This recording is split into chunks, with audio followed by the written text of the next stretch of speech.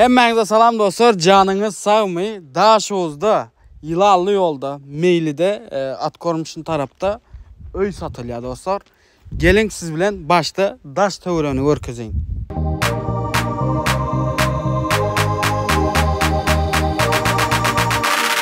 İndem dostlar, cayın içine girmek yerimizin tutcan meydanı 12 sotik dostlar. Görüyorsunuz topraklar döşelen yağdayda atız tarafımız aşağıda görüyorsunuz. Yine de toprakları düşölgü yağdayda dostlar daşarı. Sonra ayna kapıları görüyorsunuz. O tayda kuhnyan kapısı. Dalşı devam edeceğiz dostlar. Görüyorsunuz reşotkalar, tezece aynalar hem zat daşının yağdayı görüyorsunuz. Mitsvogdan polni edilen iş tayda kuhnyanın kapısıdır dostlar. Anger taraftan aylanıp başlayacağız. Köçe taraftan gelip Aslavnoy kapıdır bul. Aslavnoy kapıdan girip başlayalım. Dervezeden kapıyımızı görüyorsunuz. Ullakanca tezece kapıdır. Gelin içeriğini görkezeyin. İçeri girel yine dalan görüyorsunuz. Ullakanca dalanımız var. O tayda görüyorsunuz tavukları, zatları hemme zadı yerinde edilen suoqları, çayga suoq odam siment bilen edilendir. Məhkəmcə edilen. Tavuk yağdayları hemmesi geçirilen. Dalşı bu tarafa geçelim. Bu zalımız Ullakanca tutcan meydanından seyredin. Ullakanca zalımız tavukları, zatları hemme zadı yerine geçirilen, suoqu edilen qalan zadını görüyorsunuz. Yoxornamaydık geçeyin. Yoxorunu görüyorsunuz. Neyli bastırılan demirden armaturlar kovuca bastırılan. Devam edelim. Beyler geçelim. Yine budam detski deyip alsanızdan bolya, spalni deyip alsanızdan bolya tavukları geçirilen bir aşağı istiyaç edilen yoxorları görüyorsunuz. Tavukları, zatları geçirilen yağdayda.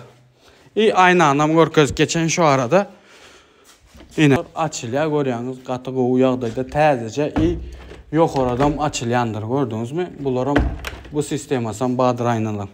Dalşı devam edelim gelin. Aslavnoy görüyorsunuz motayda ullakanca televizor koyup bolya. Katı qoğu yağdayda toğam koyulan. Gelin indi bäre geçelim.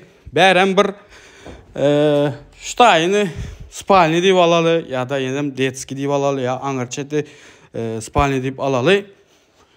Kişik şunyalı detski deyip alsak bol ya şunu komnadı. Katı qoğu yağdayda camca edilen tavuklarım geçirilen. Dalşı devam edelim.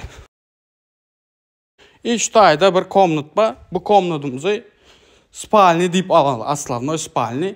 Neyim için? Tuvalet banya var kaptanda. Şunun için tuvalet banyanın kaptanda spalni. Tavukları, zatları geçirilen tayin yağdayda budam. Aslavnoy tuvalet banya dostlar seyredin. Yine özünüzden bir görün. Mitsvog edilen polni biliyorsunuz tuvalet banya Aslavnoy mitsvogdan edilye qov olsun deyip suoqu zadı şonyalı elektrikler polni edilen yağdayda. Aslavnoy arka taraftan görkeziptim. O kapı görüyorsunuz mu? Atı tarafa çıkılan kapıdır ol. Bul kuhnya. Gelin. Kuhnyada düzetilen seyredin. Elektrikler koyulan polnu. Kuhnya edip biliyorsunuz polnu şu yağdayda görüyorsunuz mu? Daşta göre kuhnya edeceğiniz.